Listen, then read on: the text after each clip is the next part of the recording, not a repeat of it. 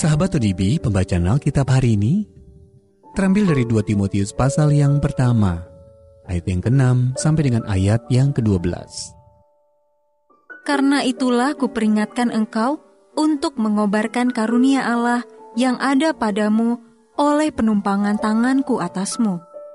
Sebab Allah memberikan kepada kita bukan roh ketakutan, melainkan roh yang membangkitkan kekuatan, kasih dan ketertiban. Jadi janganlah malu bersaksi tentang Tuhan kita, dan janganlah malu karena aku, seorang hukuman karena Dia, melainkan ikutlah menderita bagi Injilnya oleh kekuatan Allah.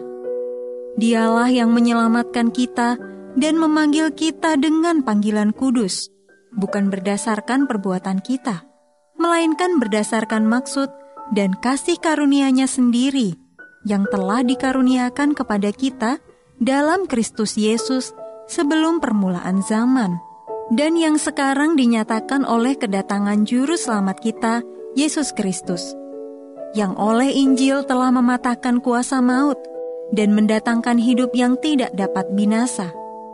Untuk Injil inilah aku telah ditetapkan sebagai pemberita, sebagai rasul, dan sebagai guru.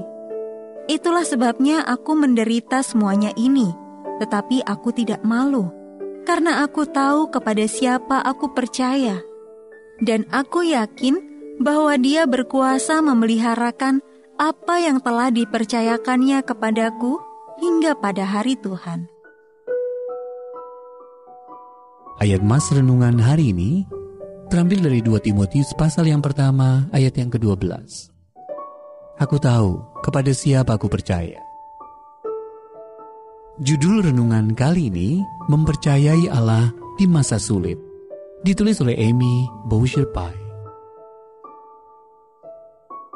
Sahabat ODB, ketika John mengetahui bahwa ia mengidap kanker stadium akhir, ia dan Carol istrinya merasa bahwa Allah memanggil mereka untuk membagikan kisah perjuangan mereka dengan penyakit itu di dunia maya.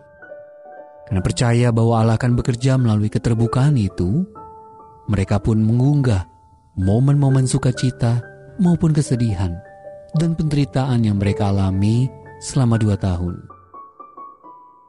Ketika akhirnya Carol memberi kabar bahwa suaminya telah meninggal dunia, ratusan orang merespons dan mengucapkan terima kasih atas keterbukaan mereka.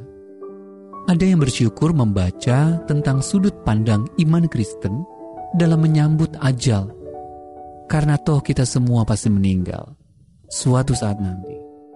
Ada pula yang mengatakan bahwa meski kita tidak pernah berjumpa secara langsung, ia sangat dikuatkan oleh pasangan itu lewat kesaksian mereka dalam mempercayai Allah. Meski ada kalanya John merasakan sakit yang luar biasa, ia dan Carol menceritakan kisah mereka agar dapat menunjukkan kepada banyak orang bagaimana Allah telah menopang mereka. Mereka tahu kesaksian mereka akan berbuah bagi Allah, seperti yang dikatakan Paulus saat ia menderita. Aku tahu kepada siapa aku percaya, dan aku yakin bahwa Dia berkuasa memeliharakan apa yang dipercayakannya kepadaku hingga pada hari Tuhan. 2 Timotius pasal yang pertama, ayat yang ke-12. Sahabat ODB, Allah bahkan dapat memakai kematian seseorang yang kita kasihi untuk menguatkan iman kita dan iman orang lain. Melalui kasih karunia yang kita terima dalam Kristus Yesus. Bila Anda sedang mengalami penderitaan dan kesulitan yang berat, ketahuilah bahwa Allah sanggup melimpahkan penghiburan dan damai sejahtera bagi Anda. Sahabat ODB, bagaimana pengalaman Anda menerima sukacita dari Allah, sekalipun di tengah kesedihan yang mendalam? Bagaimana Anda dapat memahami hal tersebut? Dan bagaimana Anda dapat berbagi dengan orang lain tentang hikmah yang telah Anda terima? Bapa Sorgawi, kobarkanlah karunia iman di dalam diriku, supaya dengan penuh kasih dan kuasa, aku dapat membagikan kesaksianku tentang karya-Mu dalam hidup.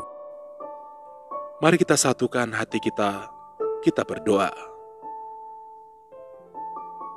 Bapa yang baik, pagi hari ini kami menaikkan pujian syukur. Kami berterima kasih kepadamu, karena Engkau telah memberkati kami kembali melalui firman-Mu yang sudah kami baca dan yang telah kami renungkan bersama. Inilah kehidupan kami ya Tuhan, kami serahkan ke dalam tangan-Mu. Engkau Tuhan kami yang baik, Engkau Tuhan kami yang setia, yang akan menyertai kami sampai selama-lamanya. Terima kasih Tuhan Yesus. Sepanjang hari ini ya Tuhan, kami serahkan seluruh kehidupan kami ke dalam tangan-Mu. Dalam segala aktivitas pekerjaan kami yang akan kami kerjakan di sepanjang hari ini, Engkau akan menyertai kami lagi. Engkau akan menuntun kami. Engkau akan membuat berhasil apapun yang kami kerjakan. Dan Engkau Tuhan sumber berkat. Engkau akan memberkati setiap pekerjaan kami. Inilah yang menjadi doa kami pada pagi hari ini. Engkau Tuhan yang selalu mendengar, dan Engkau pasti akan menjawab setiap permohonan doa kami yang sudah kami naikkan kepadamu. Di dalam nama Tuhan Yesus Kristus. Haleluya. Amin.